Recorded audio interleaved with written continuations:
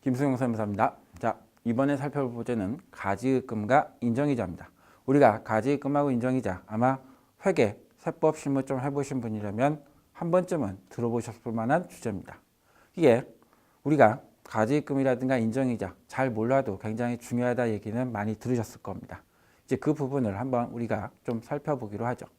자, 가지의금 얘기를 좀 꺼낼 건데요. 일단 좀 제가 말씀드리고 싶은 건 세법상의 가지의금하고 우리가 보통 기업회계상 말하는 가지의금 약간 차이가 있다는 겁니다. 근데 여기선 세법상의 가지의금에 한정해서 좀 설명을 드릴게요.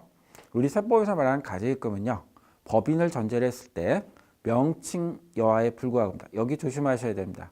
우리가 가지의금 숨기겠다고 결산할 때 뭐 외상매출금, 미수금, 선급금 이런 데에 넣어놓는데요. 어차피 우리 세법은 형식이 아닌 실질주의 과세 원칙을 적용을 하기 때문에 천명하고 있습니다. 명칭 여하에 불구하고라는 것 때문에 개정 과목 어디에다도 실질이 가지의금이면 피해갈 수가 없습니다. 그래서 명칭 여하에 불구하고 중요한 게 업무하고의 관련성에서 관련성이 없다라는 겁니다. 만약 업무와 관련성이 있다 그러면 가지의금에서 빠져나올 수 있습니다. 업무와 상관이 없다라는 겁니다. 업무와 관련 없는 자금의 대액이라면 몽땅 다 가지의금에 들어갑니다. 이게 우리가 관리하고 조심해야 될 그 가지의금을 말합니다. 가지의금에 대해서는요, 법에서 정한 방법에 따라 이자를 계산하는데요. 이걸 보통 우리가 통칭 인정이자라고 합니다. 인정이자 계산하는 방식은 보통 우리가 예금, 은행에 예금하면 이자 계산하는 방식과 다를 게 하나도 없습니다. 이자를 적용할 때 약간의 차이가 있겠지만 보통 이자 계산 방법과 동일하다고 보시면 되겠습니다. 근데 이걸 관리를 잘못하면 법인세라든가 또는 그 차입금에 대한 이자 부분들, 가지의금 인정이자라고 했죠. 이 부분에 대해서 혜택을 얻은 사람한테 추가적인 소득세 과세 문제가 생기기 때문에 관리를 특히 잘 해주셔야 됩니다. 자, 인정이자라는 거요. 뭐 길게 얘기하기보다 하나의 간단한 사례를 놓고 말씀을 드릴게요. 법인의 대표이사가요. 뭐 보통 근무자들은 법인 돈 함부로 쓸 수 없겠죠. 법인의 대표이사가 7월 1일 날 1억 원을 법인 계좌에서 그냥 인출을 했습니다. 이게 보통 우리가 이제 가지의금이라고 표현을 합니다. 연이자율 보통 시세금리에서 3% 정도라고 가정해 보겠습니다. 물론 정확히 계산한다 그러면 여러 자료가 더 필요하겠지만 여기선 이 인정이자가 어떠한 구조를 갖는지만 살펴보겠습니다.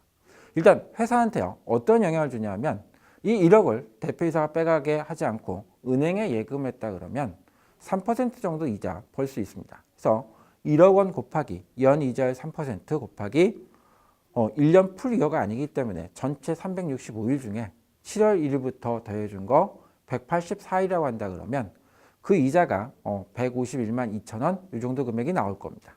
이걸 법인이 지금 이자 수익을 얻을 수 있음에도 불구하고 대표이사가 그냥 가져갔기 때문에 이자 수익을 얻을 수 없었어요. 그래서 이 금액만큼을 법인 소득에다 추가해서 과세를 하겠다는 겁니다. 여기서 그치는 게 아니라 이 돈이 다시 대표이사한테 그 경제적 이익이 흘러갔기 때문에 대표이사는 이 금액만큼 이자를 세이브할 수 있었죠.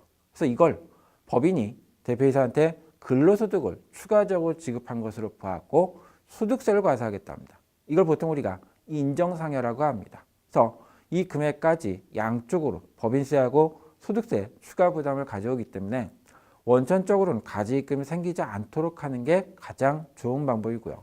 어쩔 수 없이 가지의금이 생겼다 그러면 이제 세무상의 관리를 철저하게 잘 해주셔야 됩니다.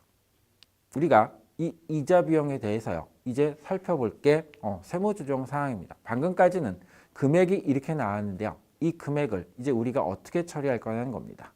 금액 계산한 거요. 제가 방금 전에 설명드린 건 이 정도의 금액이 나온다라는 거고요.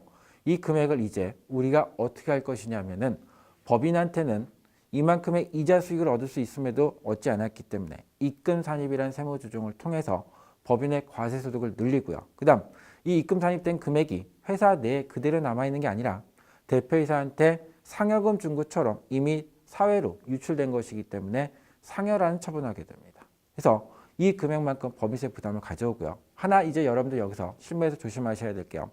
우리가 보통 법인 결산은 12월 말 법인의 경우에는 3월 달 중순 이후쯤에나 결산과 세무조정이 확정될 겁니다.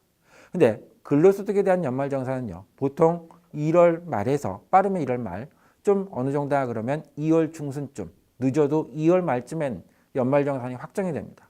그럼 연말정산할 시점에는 방금과 같이 이와 같은 금액이 어떻게 될지 알 수가 없습니다. 그래서 일단 연말정산한 금액, 당초 총 급여액에다가 상여천된 금액을 다시 얹어서 이걸 우리가 다시 연말정산을 하셔야 됩니다. 그래서 아무래도 소득이 늘어날 테니까 환급액이 줄든가 추가 징수해야 될 금액이 늘어날 겁니다. 이 금액을 보통 다음 달 10일까지 추가적으로 원천징수해서 납부하시면 이 처리가 끝납니다.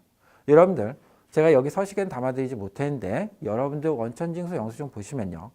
첫 번째 페이지 상단쯤에 급여 상여가 있고요. 조금만 내려와 보면 인정상여라는 게 있습니다. 바로 그 인정상여가 다른 게 아니라 이와 같은 금액들을 기재를 해서 연말정산을 다시 하게 되는 겁니다. 그래서 이 내용들은요. 여러분들 한번 뭐 홈페이지라는 데서 살펴보시면 될 것 같고 지금 여기선 가지입금하고 그다음 그 논리가 어떠한 것인지 그다음 금액에 대한 관리, 세무조정 어떻게 하는지에 대해서 간단히 설명드렸습니다.